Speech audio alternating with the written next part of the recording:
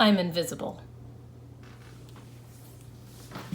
Just kidding, not actually invisible. Hi, my name is Liz, and this is my cat Salem, whose tail you can probably see. And I'm here to talk to you today about invisible illnesses. So let's just get into it, and hopefully you won't mind the cat tail.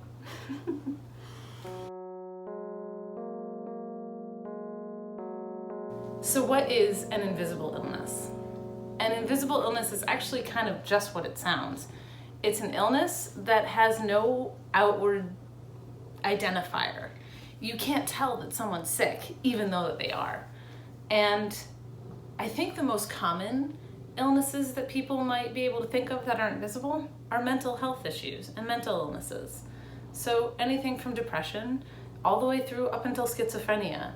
It's not necessarily something you can always see, but it is something that is happening. Ooh, but first, tea. Let's get tea, buddy.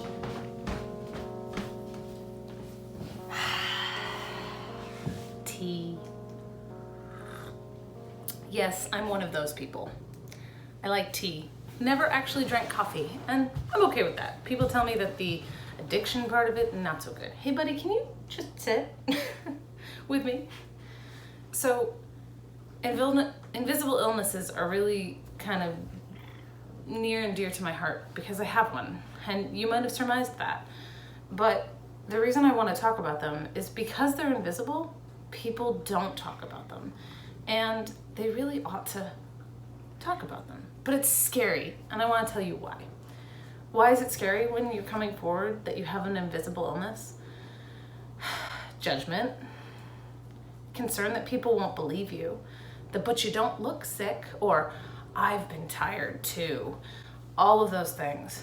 Super frustrating when you actually have a chronic illness that's invisible. So I realized I didn't actually tell you what I have. Let me get into that a little bit first. So I was diagnosed with fibromyalgia, chronic fatigue syndrome, and myalgic encephalitis.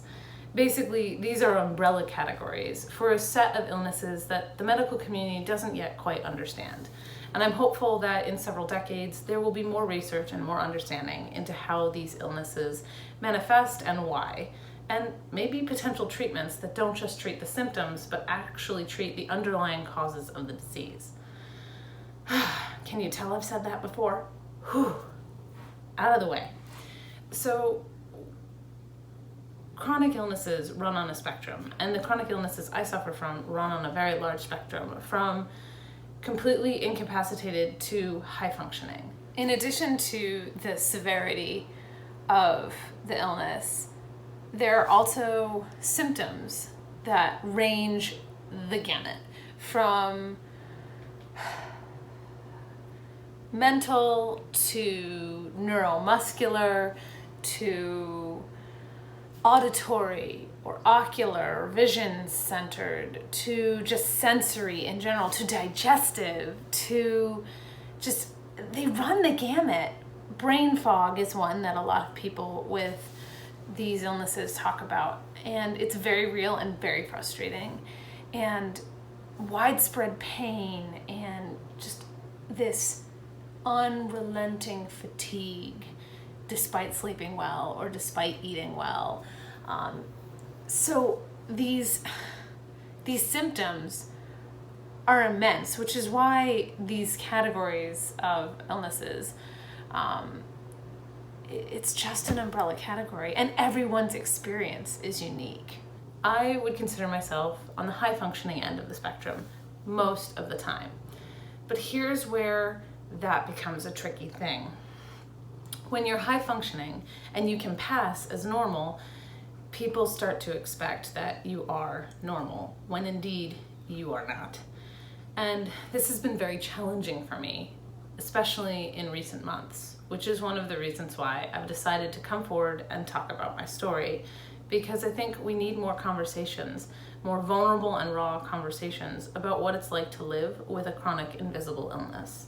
The reason why I wanted to talk about it is because of the way I look, people don't often believe me, or even if they want to believe me, there's something in their subconscious that's telling them, she's fine. It's a lie. Maybe not that harsh. They're not saying in the back of their heads, or maybe some people are. It's a lie. She's not sick at all. And that's really tough, because what the outer world doesn't see, that my close family sees, are the moments where I need to be picked up. So, and I don't mean I call my family or friends and be like, can you pick me up at the mall? I mean, literally, physically help my body get from point A to point B with support, like physical support, holding, carrying, whatever that might be. It's happened. My body's literally just said, we're done. And then it's done.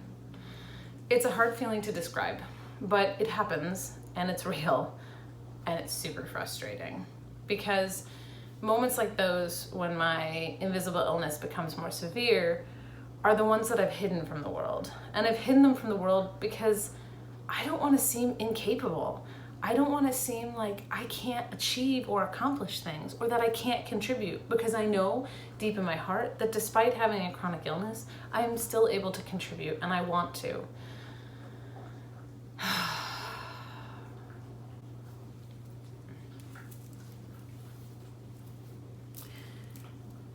We live in a really judgmental society, and by we, I'm kind of talking about America in general. I'm American, and the culture that I live in is very image-based and very ambition and success and achievement driven.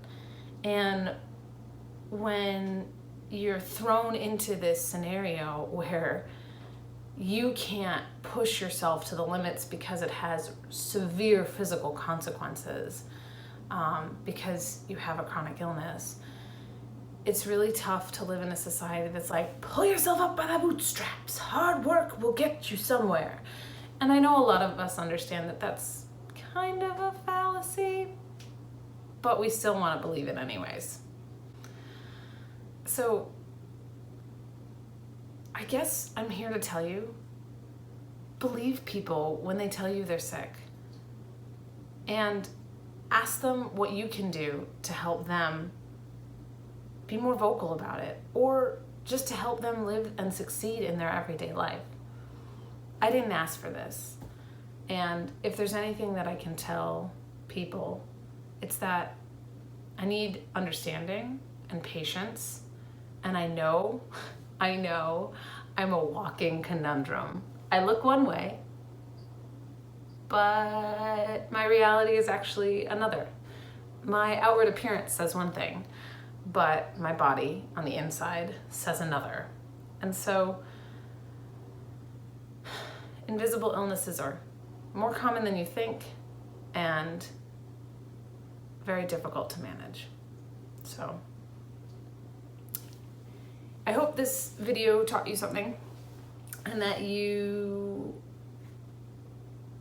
are a little bit more aware about what chronic illnesses and invisible illnesses are, and that with that you're a bit more understanding and helpful to those around you who might have them, or maybe you're more kind to yourself if you indeed have one.